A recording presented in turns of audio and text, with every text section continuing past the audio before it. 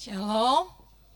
Ya, puji Tuhan, hari ini hari yang luar biasa, akhir Februari, di mana Februari ini judulnya adalah doa dan keintiman dengan Tuhan.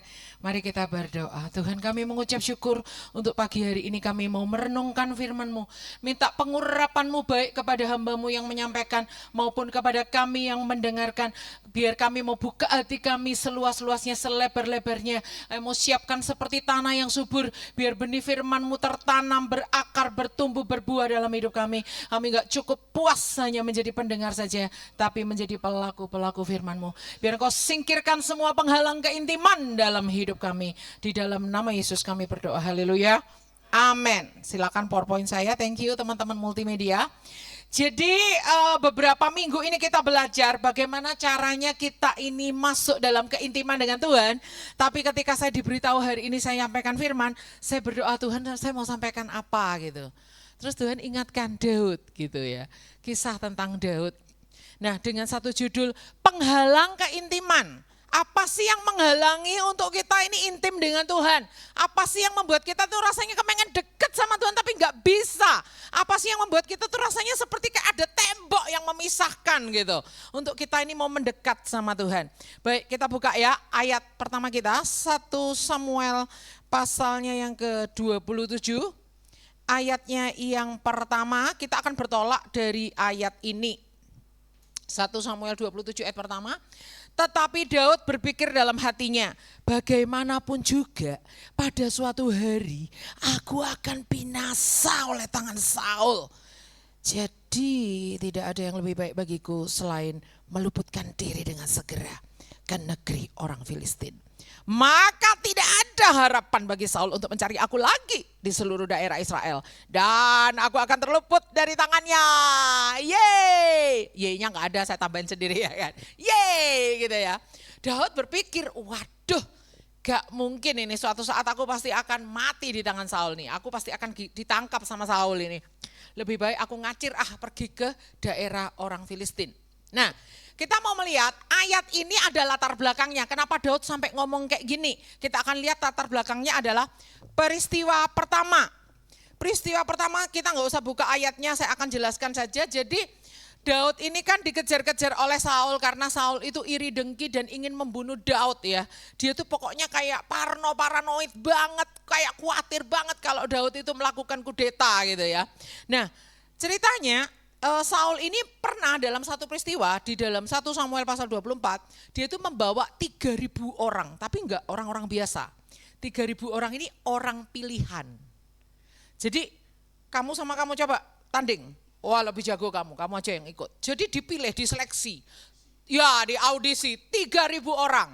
Nah pada saat itu Saul tuh buang hajat ya, mohon maaf ya dia BAB gitu ya di sebuah gua gitu ya. Lalu Saul lagi jongkok gitu, otomatis kalau raja BAB di gua ya nggak mungkin pengawalnya ikut masuk ke bauan ya kan, nggak mungkin ya kan. Lah Daud dari ujung gua yang satunya tahu kalau Saul lagi buang hajat, dia masuk, dia potong puncak jubahnya, terus singkat cerita pokoknya ketika Saul udah keluar dari gua itu, Daud juga ikut keluar menunjukkan nih bukti bahwa aku tuh sebenarnya bisa membunuh kamu loh. Aku tuh sebenarnya punya kesempatan membunuh raja, tuanku raja loh. Tapi aku nggak melakukan. Itu peristiwa pertama ya. Next kita lihat peristiwa kedua. Nah di peristiwa pertama itu kita akan lihat ya 1 Samuel 24. Kita lihat 1 Samuel 24. Ya kita kembali yang pertama dulu 1 Samuel 24. Kita lihat endingnya. Endingnya seperti apa di ayat 20. Apabila seorang mendapat musuhnya, masa akan dilepaskannya dia berjalan dengan selamat. Ini kata-kata Saul ke Daud ya, setelah Daud keluar dari gua itu ya. Tuhan kiranya membalaskan kepadamu kebaikan ganti apa yang kau lakukan kepadaku pada hari ini. Nah ini pengakuannya Saul nih ke Daud nih. Oleh karena itu sesungguhnya aku tahu bahwa engkau pasti menjadi raja dan jabatan raja Israel akan kokoh dalam tanganmu, akan tetap kokoh dalam tanganmu. Ini pengakuannya Saul ya kepada Daud ya. Tapi perhatikan ayat 23. Lalu bersumpahlah Daud kepada Saul. Kemudian pulanglah Saul ke rumahnya, sedang Daud dan orang-orangnya pergi ke kubu gunung.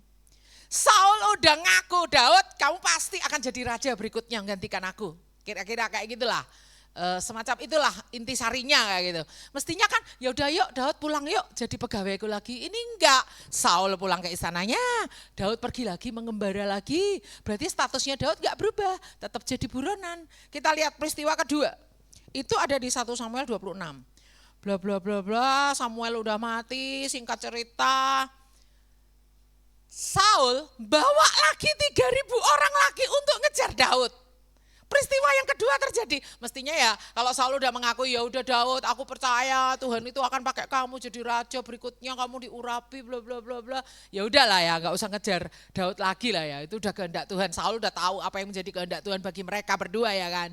Tapi ini terbukti malah Saul bawa 3.000 orang pilihan lagi ngejar Daud lagi untuk kedua kalinya ya. Ngejarnya itu berkali-kali, tapi yang bawa 3.000 orang ini peristiwa kedua. Kita lihat ya ayat 2. 1 Samuel 26 ayat 2. Lalu berkemaslah Saul dan turun ke padang gurun Sif dengan 3.000 orang yang terpilih dari orang Israel untuk mencari Daud di padang gurun Sif. Kalau Anda jadi Daud, geleng-geleng enggak? Geleng-geleng pasti. Gitu Saul lagi ya kan, udah tahu kehendak Tuhan atas kami berdua, kok ya masih ngejar-ngejar. Di peristiwa pertama udah terbukti aku nggak bunuh dia, walaupun sangat gampang banget menancapkan tombak dari belakang. Orang lagi pupup ya kan nggak sedang berjaga kalau orang lagi pupup tuh ya kan, ngeden gitu kan. Untuk menancapkan tombak itu sangat gampang sekali. Itu Daud membuktikan aku nih gak mau membunuh tuanku raja.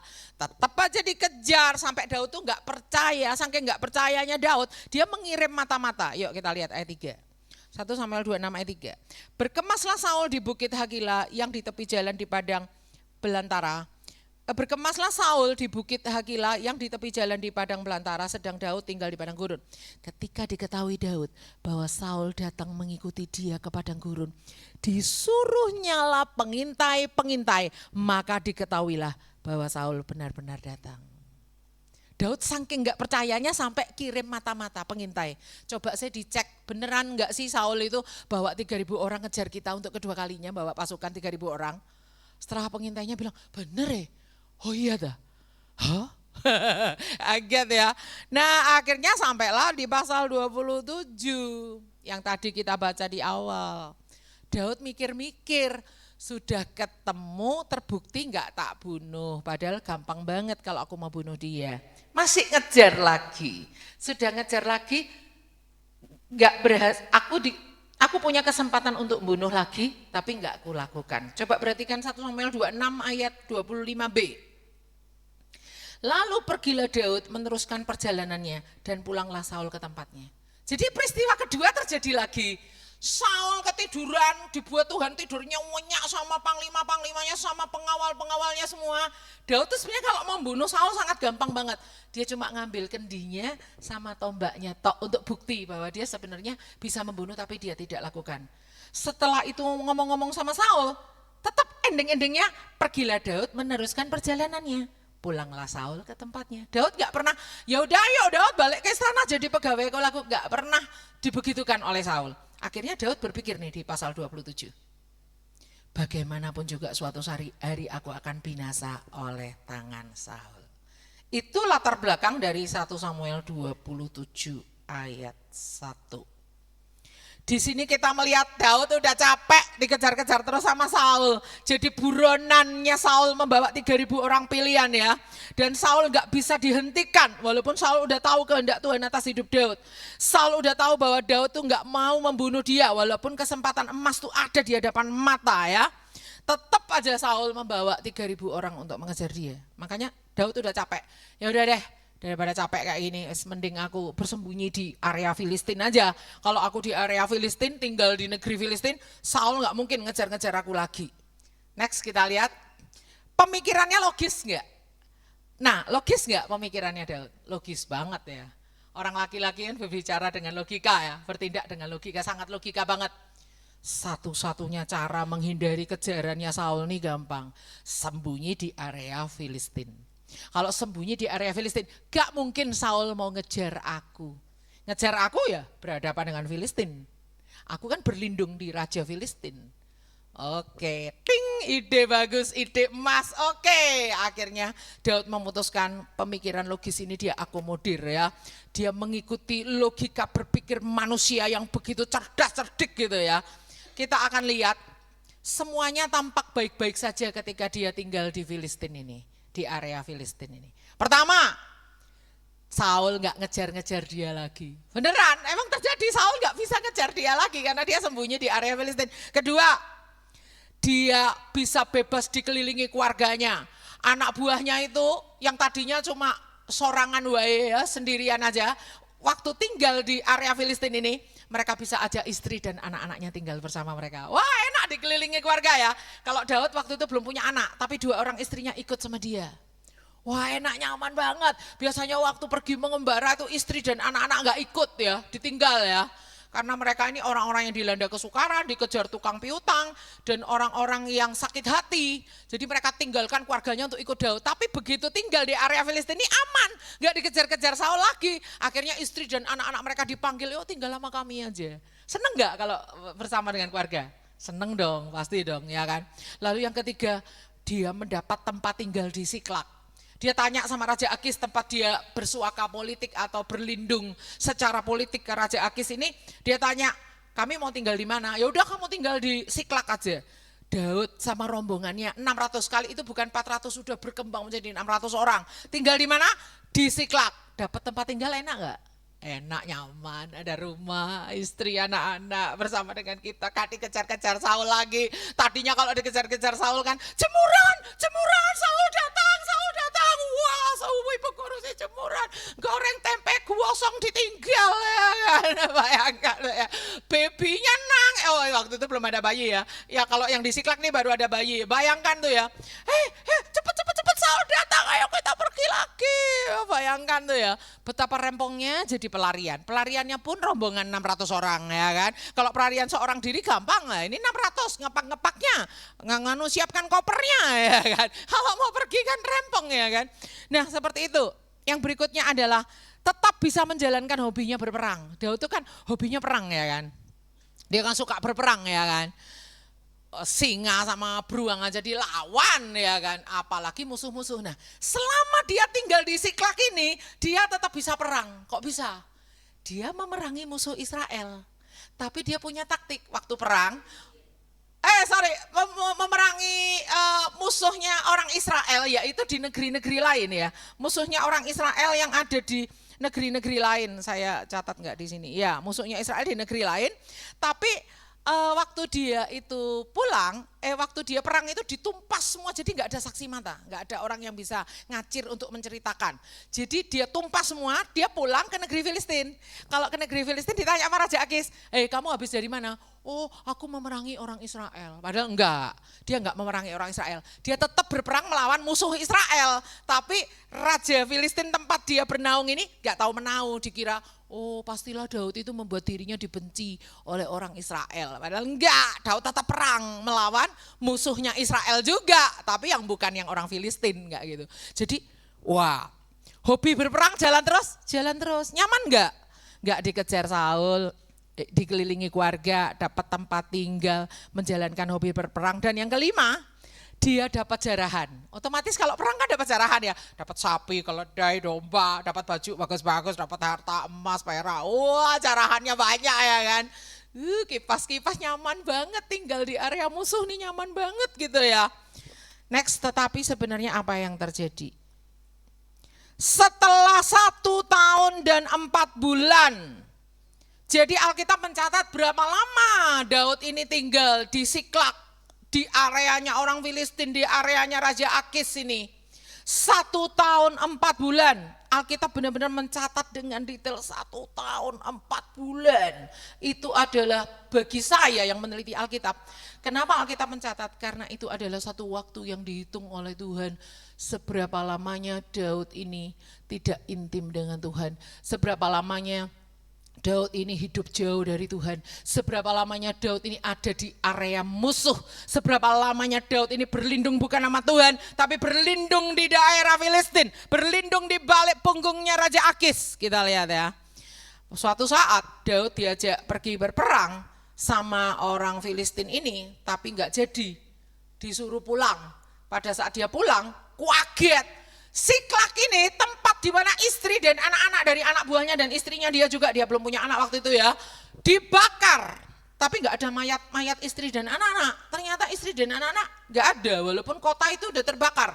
Rupanya mereka dibawa pergi sama orang Amalek, ditawan. Saudara tahu Amalek itu arti kata Amalek itu adalah menyeret ke lembah, menyeret ke lembah. Nah, kita lihat di sini, wah, Siklak dibakar oleh musuh, istri dan anak-anak mereka ditawan. Itu yang terjadi.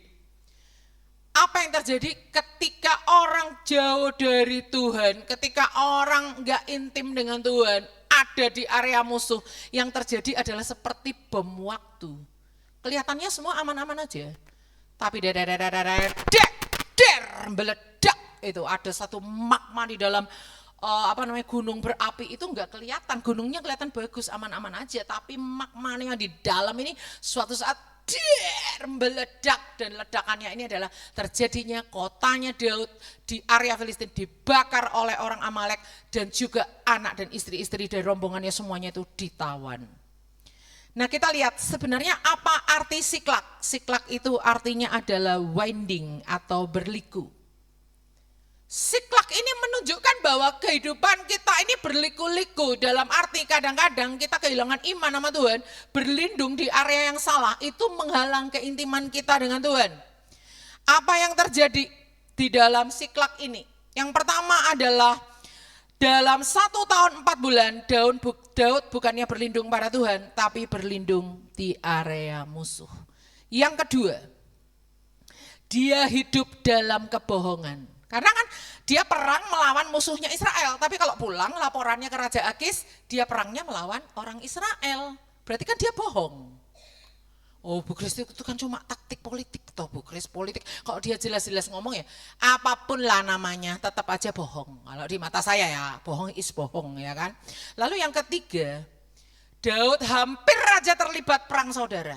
Bayangkan, dia kan diajak sama Raja Akis, ayo kita perang melawan Saul. Nah, Daud ya utang budi dong, 1 tahun 4 bulan tinggal di Siklak, masa sama rajanya diajak perang dia nggak ikut, utang budi dong, nggak mungkin dong dia, Raja aku nggak mau ikut, enak aja, kamu tinggal di Siklak, kasih tempat, kasih suaka politik, terus itu jawabanmu padaku, nggak mungkin ya. Daud ya udahlah ikut, dalam hatinya Daud, perang saudara ini, aku akan memerangi orang Israel sendiri nih, nanti ketemu Saul, nanti anak buahku akan memerangi iparnya, mertuanya, akan memerangi saudara-saudaranya, pasti ya Daud mikir gitu ya. Tapi kan Daud gak bisa, dia terjebak di area musuh, mau gak mau dia ikut perang berangkat. Sampai di satu titik ketemu sama raja-raja Filistin lainnya. Raja-raja gak ada yang tahu, tapi panglima-panglima Filistin ini mengenali, loh inilah Daud. Akhirnya mereka bilang sama Raja Akis, ngapain bawa orang-orang ini? Katanya, oh aku percaya sama dia. Jangan nanti di tempat perang malah dia balik membunuh kita. Orang dia itu hatinya dalamnya itu benar-benar Israel sejati. Nggak mungkin dia bunuh saudara kandungnya. Perang saudara nggak mungkin, dia pasti akan berbalik nyerang kita. Suruh pulang aja. Akhirnya Raja Akis, Daud sorry ya, bukannya aku nggak percaya sama kamu. Udah deh, kamu pulang aja ke Siklak. Hampir aja Daud terjebak pada perang saudara, gara-gara apa? Gara-gara dia utang budi tinggal di area musuh. Ya kan? Nah sekarang kita lihat berikutnya. Nah ini dia, ini yang mau saya, tadi itu baru intro ya. Next kita lihat. Jadi selama Daud tinggal di Siklak terjadi kekeringan rohani. Selama Daud tinggal di Siklak, dia mengalami kekeringan rohani. Kenapa saya bisa simpulkan itu? Karena di dalam 1 Samuel 30, di situ dikatakan, tetapi Daud menguatkan kepercayaannya kepada Tuhan Allahnya. Artinya sebelum itu ada something. Kalau Daud kan berdoa, udah biasalah 7 kali dalam sehari muji Tuhan, mazmurnya banyak sekali. Masuk Daud menguatkan kepercayaan pada Tuhan aja ditulis. Itu karena ada something wrong. Sebelum itu Daud tuh begitu kering. Sebelum itu Daud itu hubungannya sama Tuhan begitu dingin. Kenapa? Karena Daud menguatkan kepercayaan pada Tuhan. Kenapa? Karena dia tuh mau dilempari batu sama anak buahnya. Begitu sampai di Siklak, terbakar, istri dan anak-anak mereka ditawan. Orang-orang ini gak tahan, sedih, ingat istrinya, ingat anak-anaknya. Wah ini semua kadang-kadang Daud. Mereka udah ambil batu, udah mau lempari Daud dengan batu. Pada saat itu Daud terjepit, dia sudah gak ada tempat lagi untuk mengadu, gak ada tempat lagi untuk berteriak, gak ada tempat lagi untuk minta tolong kecuali sama Tuhan. Lalu Alkitab katakan, tetapi Daud menguatkan kepercayaannya kepada Tuhan Allahnya. Kita buka aja deh ayatnya ya. 1 Samuel 30, kita lihat. 1 Samuel 30, tetapi Daud menguatkan kepercayaannya, ada di ayat 6. Dan Daud sangat terjepit karena rakyat mengatakan hendak melempari dia dengan batu. Seluruh rakyat itu telah pedih hati masing-masing karena anaknya lelaki dan perempuan. Tetapi Daud menguatkan kepercayaannya kepada Tuhan Allahnya. Anak buahnya sendiri mau melempari dia dengan batu, bayangin. Daud wes ini sudah parah ini. Kekeringanku dengan Tuhan ini sudah kayak memojokkan aku untuk mau gak mau aku harus balik sama Tuhan. Next kita lihat, ini yang membuat saya yakin. Kenapa? Saya berani pastikan Daud selama di Siklag itu kering. Karena sudah saya teliti di seluruh Mazmur, tidak ada satupun Mazmur yang dihasilkan Daud selama dia tinggal di Siklag. Tidak ada satupun Mazmur yang ditulis oleh Daud selama dia tinggal di Siklag atau di area musuh ini. Mazmur 59 ayat 1. Ini Mazmur-Mazmur lain itu ditulis saat Daud dimata-matai Saul. Mazmur 34 ayat 1, Daud pura-pura gila di depan Abimelek. Mazmur 142 ayat 1, Daud ada di Gua Adulam. Itu ada semua Mazmurnya. Mazmur 54 ayat 1, saat orang Sifi bocor mulut kepada Raja Saul dan memberitahukan tempat Daud bersembunyi. Tolong teman-teman multimedia langsung disesuaikan ya. Mazmur 51 ayat 1, Daud ditegur Nabi Nathan, itu pun ada Mazmurnya. Mazmur 3 ayat 1, Daud lari dari Absalom anaknya, ada Mazmurnya. Mazmur 18 ayat 1, nyanyian Daud saat dia dilepaskan dari semua cengkraman semua musuhnya, ada Mazmurnya. Mazmur 60, catatan kemenangan Daud bersama Tuhan setelah dia menjadi raja, ada. Ada enggak Mazmur yang Mazmur ditulis di Siklag ketika dia melarikan? Gak ada. Cari kata Siklag di Mazmur yang terkait dengan Mazmur ciptaan Daud ketika dia di Siklag, gak ada. Anda kalau perhatikan ini yang saya catat hanya yang berhubungan dengan tempat, belum peristiwa. Daud sakit pun ada Mazmurnya. Pelantikan raja ada Mazmurnya ya kan. Daud merasa tulang-tulangnya rasanya ini pokoknya gangguan kesehatan, ada Mazmurnya. Diinjak-injak dikejar-kejar musuh, ada semua Mazmurnya. Di Siklag ini tak cuari seluruh Mazmur pasal 1 sampai 50, mana sih Mazmurnya Daud di Siklag? Gak ada. Padahal peristiwa di Siklag itu bukan peristiwa remeh, itu peristiwa besar. Dan 1 tahun 4 bulan, itu artinya 16 bulan kering gak ada Mazmur. Saya bayangkan kenapa selama Daud di Siklag itu gak ada Mazmur. Mungkin aja gini ya, ini gak dicatat di Alkitab ya, mungkin mereka punya kayak kota tetangga, desa tetangga di mana dikelilingi orang Filistin. Lah dia kan numpang di situ. Lah kalau dia praise and worship ya, main kecapi nyanyi-nyanyi sak rombongan 600 orang ya kan. Pasti tetangga kabupaten sebelah dengar enggak? Kabupaten sebelah dengar enggak? 600 orang loh nyanyi bareng loh. Haleluya, treng treng treng, ding gitu ya. Pasti tetangga sopo kuwi nyanyi-nyanyi. Pancen wong Israel. Raja Akis usir dia dari sini. Berisik pagi-pagi udah menyembah Tuhan aneh-aneh aja orang Israel itu. Harusnya mereka tuh nyembah berhala aja loh. Berhala dewa Amon, dewa Moab, dewa ini loh, dewa Babel, dewa ini nih loh. Ngapain loh orang Israel di sini bikin berisik aja. Katanya praise and worship. Apa itu praise and worship? Gak ada, aneh-aneh aja. Usir mereka dari sini. Daud ya jelas takut ya. Akhirnya mungkin PAW-nya kita setengah suara saja ya teman-teman. Lama-lama kita nggak usah ibadah pagi deh. Kita ada di wilayah musuh, di tengah berhala-berhala.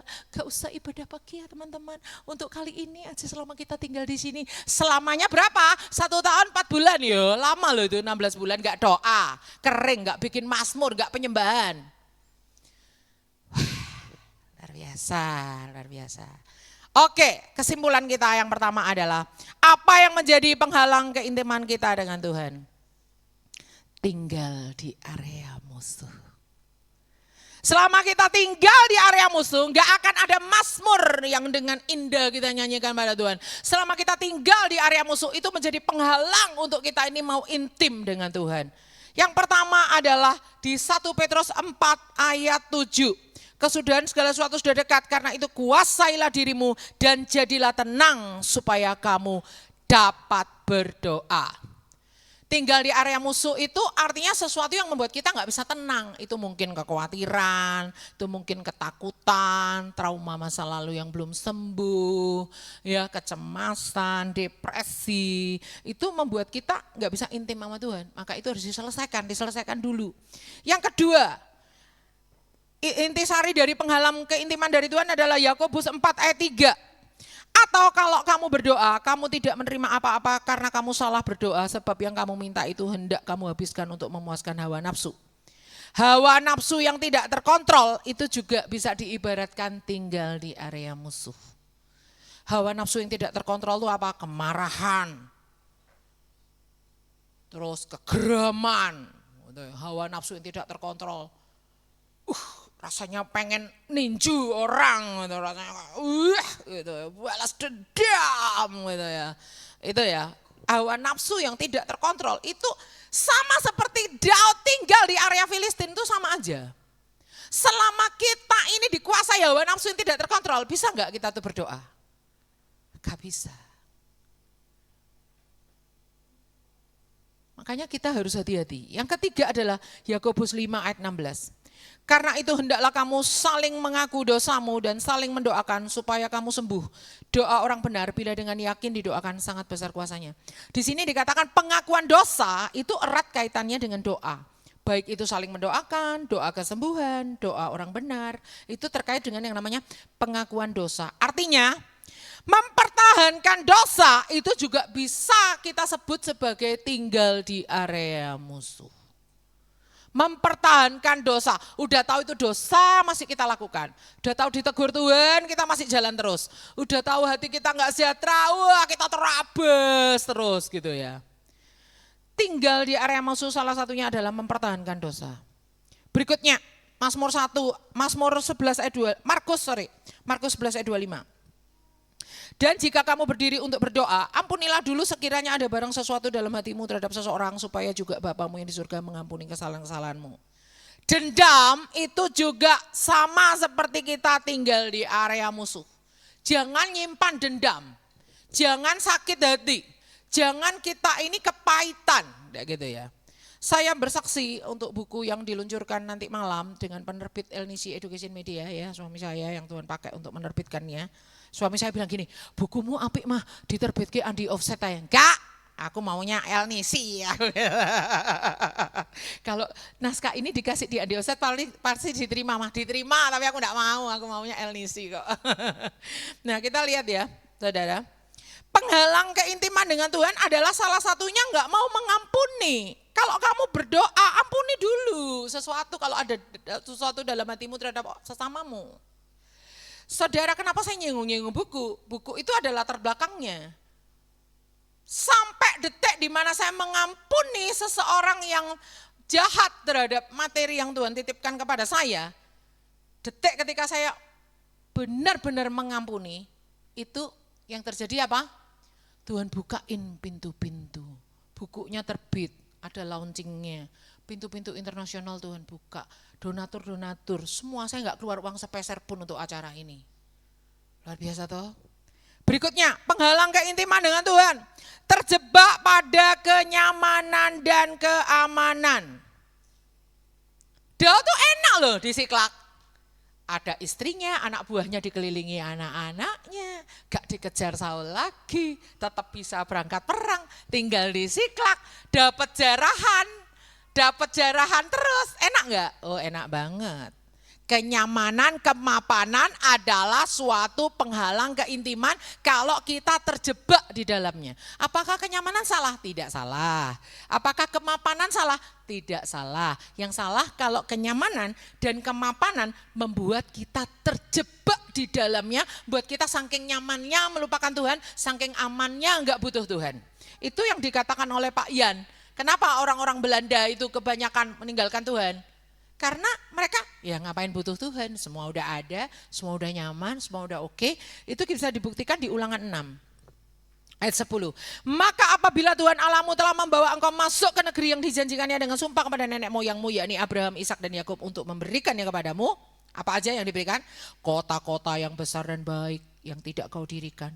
Rumah-rumah penuh berisi berbagai barang baik yang tidak kau isi. Sumur-sumur yang tidak kau gali. Kebun-kebun anggur dan kebun zaitun yang tidak kau tanami. Dan apabila engkau sudah makan dan menjadi kenyang, perhatikan, berhati-hatilah supaya jangan engkau melupakan Tuhan yang telah membawa kamu keluar dari tanah Mesir, dari rumah perbudakan. Engkau harus takut akan Tuhan, bla bla bla dan seterusnya. Tuhan udah kasih peringatan, bangsa Israel, nanti kalau masuk ke tanah Kanaan berlimpah susu madu, dapat rumah, dapat kebun, dapat apa semua.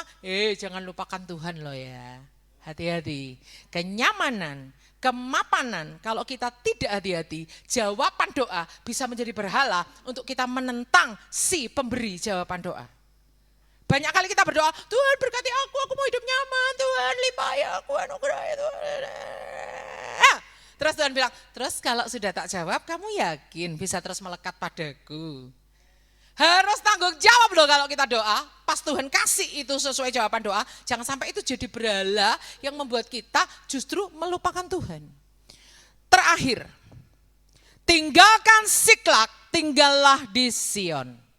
Siklak itu bicara tentang berliku, jalan yang berliku-liku, jalan yang gak lurus di hadapan Tuhan. Mulai berlindung di Raja Akis, mulai berlindung di area musuh, tinggal dalam kenyamanan, tinggal dalam kemapanan. 1 tahun 4 bulan gak ada Mazmur yang muncul di situ. Tinggalkan Siklak, pergi ke Sion. Kalau Sion artinya apa? Sion artinya tanah kering. Kita harus seperti Sion. Kok tanah kering Bu Grace? Maksudnya gini loh, Tuhan aku tanah kering, aku butuh airmu Tuhan. Nih lihat hidupku seperti tanah yang pecah-pecah Tuhan. Aku butuh siraman airmu Tuhan. Aku gak bisa hidup tanpa Engkau Tuhan. Aku kering tanpa Engkau Tuhan. Kenapa Tuhan tuh cinta sama Sion? Arti Sion itu adalah tanah kering. Selalu datang ke Tuhan sebagai tanah kering. Tuhan aku butuh Engkau. Aku gak bisa hidup tanpa Engkau Tuhan. Tuhan sirami. Besok pagi hari baru lagi. Jangan datang sebagai tanah basah. Datang jadi tanah kering lagi. Tuhan aku kering lagi. Hari ini aku minta siramanmu lagi. Aku butuh Engkau. Di tanah Sion yang seperti inilah Tuhan berkenan untuk hadir. Di tanah seperti Sion inilah Tuhan berkenan untuk didirikan kemah Daud. Di tanah Sion seperti inilah Tuhan berkenan untuk bersekutu dengan umatnya yang selalu datang sebagai orang yang miskin. Berbahagialah orang yang miskin di hadapan Allah. Tuhan aku miskin, aku gak punya apa-apa, padahal punya. Aku gak punya kekuatan, padahal punya kesehatan. Aku gak punya apa-apa yang bisa kuandalkan, padahal banyak yang bisa diandalkan. Tapi Tuhan, I'm nothing without you. Aku gak bisa tanpa Engkau Tuhan. Semua ini ada, kenyamanan, kemapanan ada semua. Tapi Tuhan tetap aku ini kosong tanpa Engkau. Aku ini kering Tuhan, aku butuh Engkau Tuhan.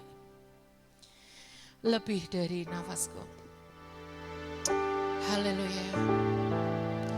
Kami mau tinggalkan Siklak Tuhan. Kami mau menuju ke Sion. Jangan biarkan kami ada di area musuh yang membuat Tuhan. Jangan biarkan kami tinggal di area musuh, kompromi dengan musuh. Kompromi dengan dosa, kompromi dengan nafsu. Nafsu yang tidak bisa dibendung. Kompromi dengan dosa, kompromi dengan ketakutan, trauma. Kompromi dengan hal-hal dendam yang membuat kami ini gak bisa berdoa. Kompromi dengan setiap kenyamanan dan kemapanan yang membuat kami berlindung pada mereka. Jangan biarkan keamanan dan kenyamanan itu membuat kami kering sehingga kami ini jauh dari Engkau. Tapi kami mau menjadi kering karena kami haus kepadamu Tuhan.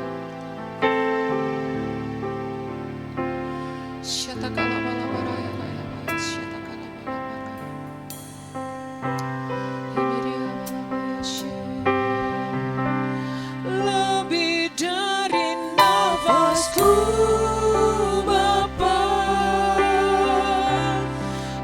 perlukan kasih-Mu Bapa, berjalan di samping-Mu Bapa, seumur hidup. Jangan biarkan ada 1 tahun 4 bulan kami jauh dari Engkau Tuhan. Lebih dari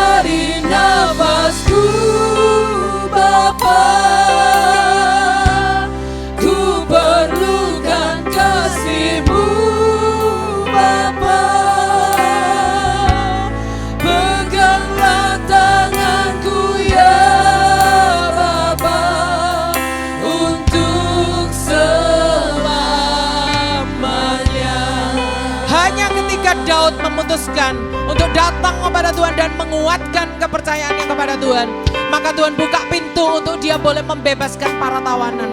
Tuhan membuka pintu untuk dia boleh menyelamatkan istri dan anak-anak dari anak buahnya 600 orang. Hanya dengan dia kembali kepada Tuhan, maka Tuhan bukakan pintu-pintu pemulihan. Maka Tuhan bukakan pintu-pintu keselamatan. Dicatat dalam Alkitab, tidak ada satupun barang yang hilang dari mereka. Mau sendal jepit 1 ekor pun, 1 biji pun, jepit rambut sekecil apapun, gak ada yang hilang. Tuhan buat semuanya pulang kembali dengan selamat. Tuhan merindukan kita kembali kepadanya. Kita yang jauh selama ini jauh dari Tuhan, ayo kembali kepada keintiman kita dengan Tuhan. Saya mendengar kesaksian Pak Andre beberapa waktu yang lalu, waktu dia WL di sini, bahwa dia merasa kering, dia sangat haus, dia lapar, dia menangis, dia dapat Tuhan, aku rindu Kau, aku butuh Kau. Itu yang Tuhan inginkan. Teriakkan dari hati kita, Tuhan, aku kangen Engkau, aku ingin berada selalu di hadirat-Mu Tuhan.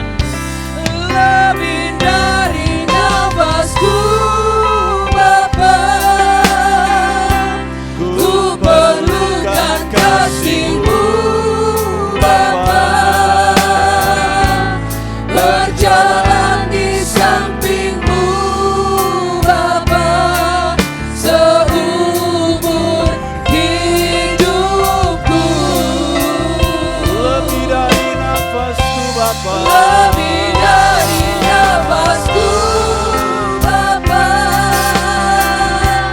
ku perlukan kasih-Mu Bapa, peganglah tanganku ya Bapa, untuk selamanya. Sekali lagi, lebih dari nafasku Bapa, lebih dari nafasku Bapa, ku perlukan kasih-Mu Bapa, berjalan di samping-Ku Bapa, seumur hidupku. Haleluya. Lebih dari nafasku Bapa, ku perlukan kasih-Mu Bapa, peganglah tanganku ya Bapa, untuk selamanya. Bapak Ibu, masih ada waktu, kita baru sekitar 1 jam. Ini masih jam 9:05. Saya dapat sesuatu lagi. Ketika Daud mulai menguatkan kepercayaannya kepada Tuhan, itu artinya dia kembali membangun keintiman dengan Tuhan. Kita sudah dapat penjelasan bahwa 1 tahun 4 bulan kering, jauh dari Tuhan, gak ada mazmur. Tapi ketika dalam situasi persoalan yang berat, dia kehilangan keluarganya. Karena ketika dia kembali ke Siklag, keluarganya ditawan oleh musuh. Dia kehilangan kotanya, dia kehilangan harta bendanya. Dan mungkin yang lebih menyakitkan adalah dia kehilangan timnya. Orang-orang yang terdekat yang dukung dia ingin melempari dia dengan batu. Timnya udah gak percaya lagi sama dia. Ring satunya, orang-orang kepercayaannya, pahlawan-pahlawan, perwira-perwiranya gak percaya lagi sama Daud. Daud kehilangan semuanya. Keluarganya hilang, kotanya hilang, harta bendanya hilang. Dan dia kehilangan timnya. Dia kehilangan rekan kerjanya karena mereka ingin melempari Daud dengan batu. Gak ada cara lain. Sudah gak ada support system. Tapi Tuhan jadi support system yang pertama. Dia gak bisa curhat sama istrinya, dia gak bisa curhat sama anaknya, anaknya dibawa lari musuh. Dia hanya bisa curhat sama Tuhan. Dia membangun kepercayaannya kepada Tuhan. Itu 1 Samuel 30 ayat yang ke-6. Saya menemukan sebuah fakta bahwa setelah Daud menguatkan kepercayaan kepada Tuhan, muncul semangat, muncul kekuatan. Dia tanya sama imam, harus dikejar enggak orang Amalek? Ini dia dalam keadaan lelah, nggak ada dukungan pasukan, nggak ada dukungan tim. Tapi Tuhan bilang kejar Amalek. Dia udah kecewa ditolak sama Raja Filistin, disuruh pulang, kotanya terbakar, hilang semuanya. Timnya memusuhi dia.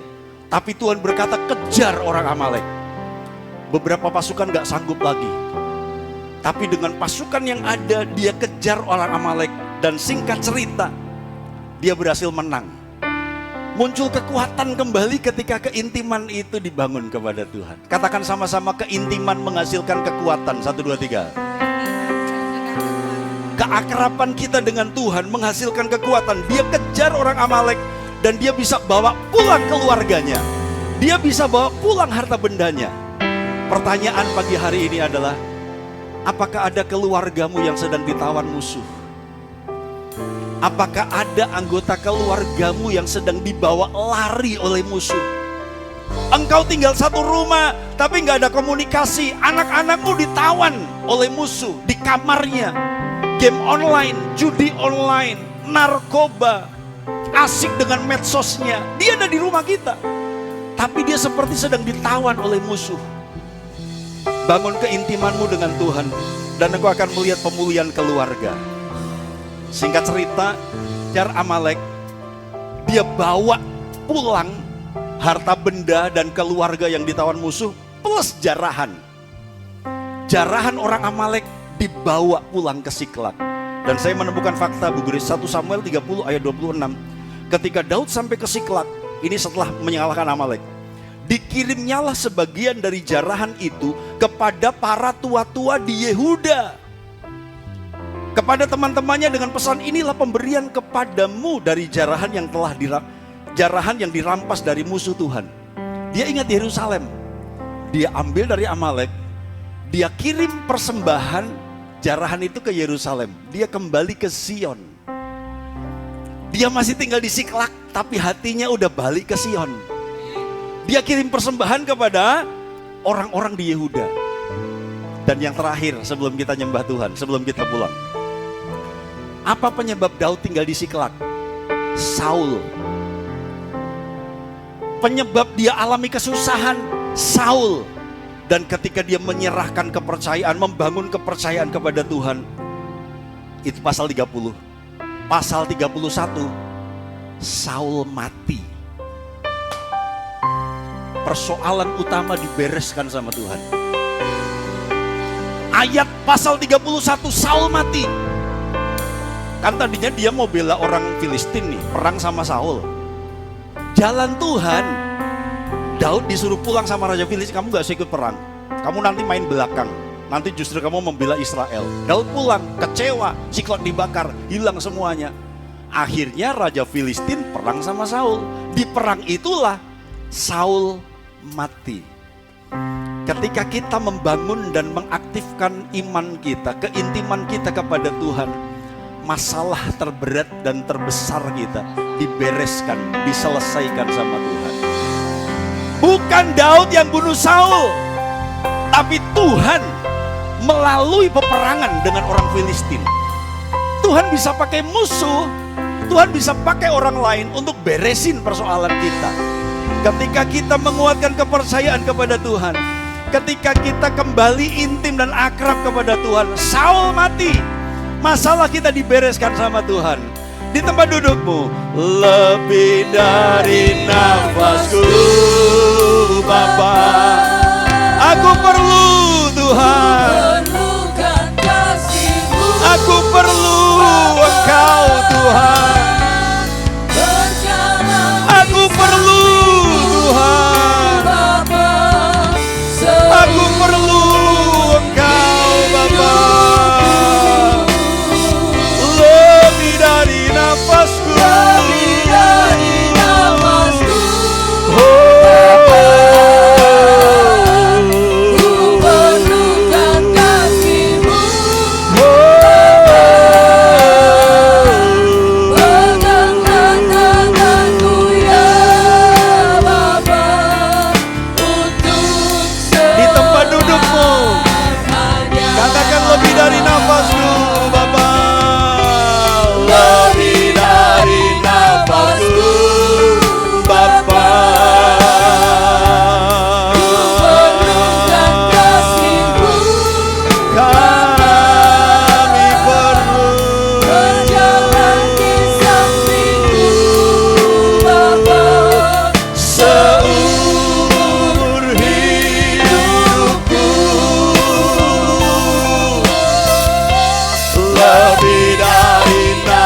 nafasku Bapa. Perlukan kasih-Mu Bapa. Pegang tangan kami ya Bapa, untuk selamanya. Mari kita berdiri bersama-sama. Lebih dari nafasku Bapa,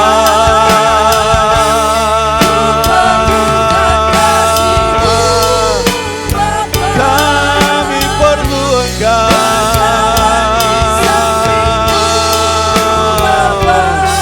seumur hidupku. Lebih dari nafasku Tuhan. Amin.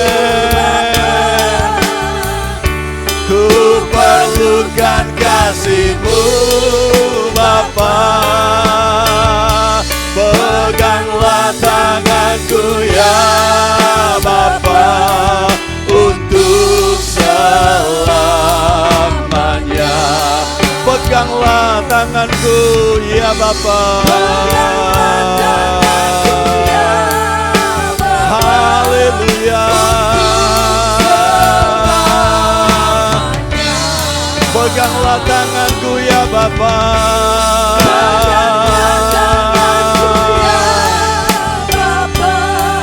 Untuk selamanya.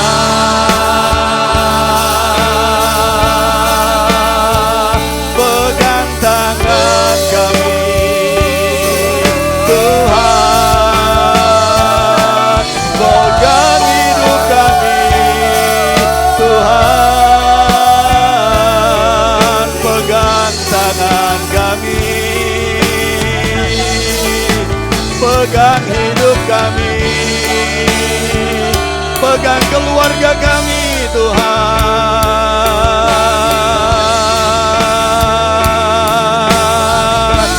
Pegang keluarga kami. Pegang keluarga kami.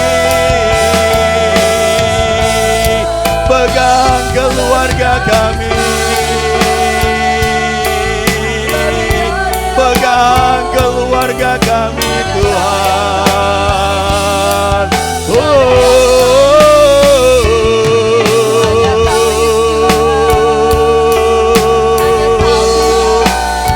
Terima kasih Tuhan. Mari sampaikan doamu. Apa musuh terbesarmu hari ini? Apa persoalan terbesarmu? Jangan fokus kepada masalahmu. Mari kembali kepada Tuhan. Kuatkan kepercayaanmu kepada Tuhan. Bangun imanmu kepada Tuhan. Bangun keakraban dengan Tuhan. Pesan Tuhan pagi hari ini, kalau ada di antara engkau yang sedang kesulitan keuangan, saya bilang uangmu nggak hilang, kekayaanmu nggak hilang, kekayaanmu tetap ada, tapi sedang dibawa lari musuh. Kalau ada di antara engkau yang sedang kekurangan finansial, uangmu bukan habis, uangmu bukan tidak ada, tetap ada, tapi sedang dibawa lari musuh. Bangun keintiman dan biarkan Tuhan pulihkan kondisi finansial.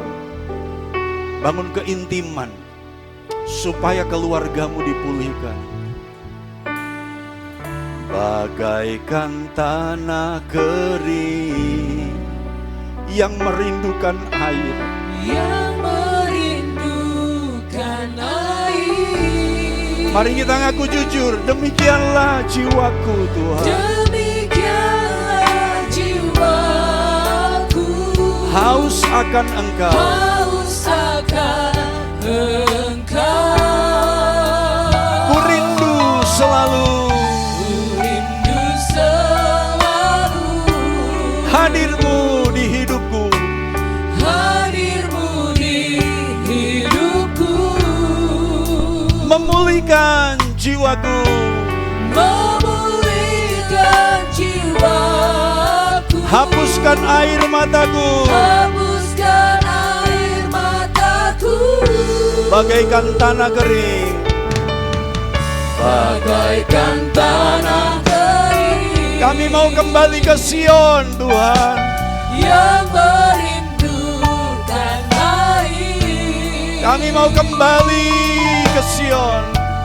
Demikianlah jiwaku, haus akan Engkau. Aku rindu selalu Rindu selalu hadir-Mu, Tuhan. hadir-Mu di hidupku, Memulihkan jiwa, memulihkan jiwaku, hapuskan air mataku, hapuskan air mataku,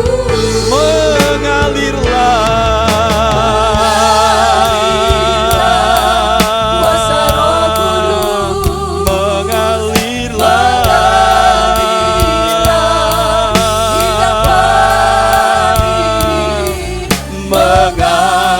mengalirlah, oh Roh Kudus,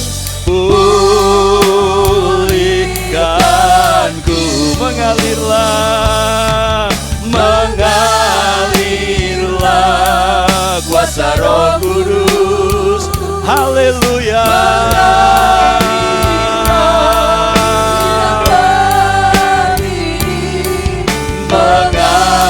Mengalirlah, oh Roh Kudus, pulihkanku.